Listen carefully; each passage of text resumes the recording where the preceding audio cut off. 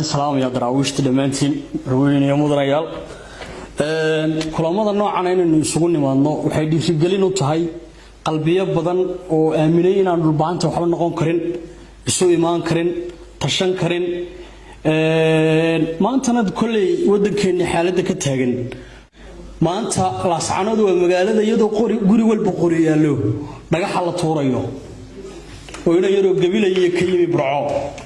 oo aan deegaanka garanayn la shiidayo haddii laba reer oo dhulbaantii islaayaana oo inognahay dhashiikayaal iyo baynu isla soo baxnaa ay ka harayaal marka waxa hadalka ku sii dheeraan maayo waxaan rabaa halkan inaan tixyar ka jeediyo oo kooban waxaan ka hadlaysaa wacyiga dalkii ka jira reer gaarana way taabanaysaa oo dhaliisha u badan dhulbaanta magaxun buu wadaagay dhaliisha ma wada leh oo dawiilka buu wada joogay dhulbaanta iyo wiilka dhulbaanta la saxano joogay dhagax tuuraya dalmaada reer ilaahay waa inala isku dhulbaanta maaha isku dhulbaanta ma sheegan karaan marka wuxuu yiri markay libin ka dhowreen ragan laga badheefaynin dhunkaal noqotay buu hodlay iyo dhinacii reer haw dhamac iyo dab baa kala kulmay iyo dhuxulo naareed sanaagna waa dhagxaan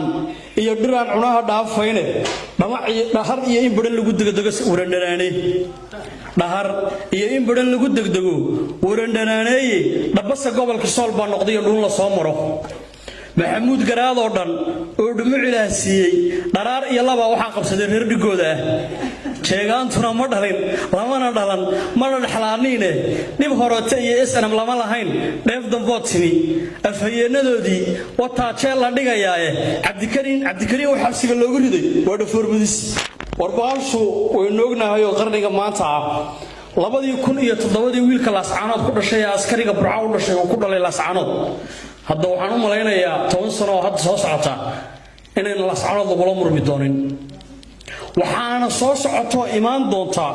maalin maalmaha kamida laascaanood in laba shir jiraayad lagu qabto oo ay noqoto galbeedka laascaanood iyo bariga laascaanood oo dhulbaanta laascaanood degayso wada geeyo ay dhowr xaafadood ku soo hadhaan oo shirka jiraayadna noqdo warabtii qoladina dhulbaanto nabadda ma wada ilaashanay laascaanood nala degtay waliba askarta Soomaaliland marka aynu ka hadalno laascaanood roodhida wax ka yar ma jiraan roodhida waxa looga keenaa meesha la yiraahdo og waa roodhida saabuunta waxa looga keenaa og yaani waa dadkan in dakhligooda iyo horumarkooda la ilaaliyo waynu ognahay maanta ninka dhulbahanta ama ninka deegaanada u dhashay Hargeysa jooga sharafta iyo meeqaanka iyo karaamada uu kala yahay waa daawanaysan habeen dhawaateen lagu lahaa kuwii ugu tuka weynaa ee markay dhulbahanta noqoto ugu xuneeyaha waaweyn in lagu lahaa adar gunaad ku joogtaan Hargeysa dadka noocaasa oo meeqaamka noocaasa Soomaaliland ku dhaxlay ama isaaq ku dhaxleen innaga xaqeena waxay ka yihiin libaaxyo iyo afarxinadoodayal war 10 wiil kama badna iyo 20 wiil wax Soomaaliland laga joogo reer walba waxa ka joogta 2 iyo 3 karaamadeenni iyo sharafteeni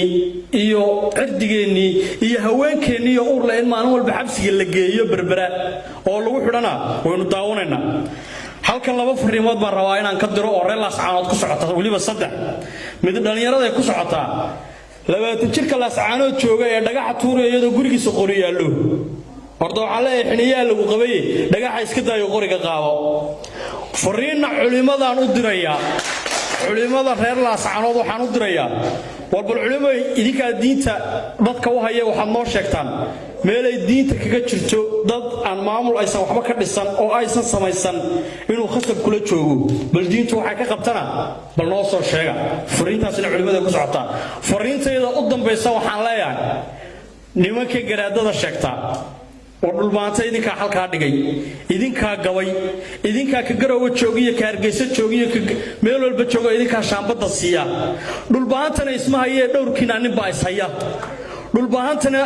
idinku idin yaqaan inaad tihiin yaani meela aan la dhaafi karin reer walba oo Soomaaliyeed waa ka tashaday walba si garaad wuxuu weydiin walba si Suudaan wuxuu weydiin warnimankii naasimaanta ay heshiisaan dhulbaanta heshiinaya bal islaam sallallahu alayhi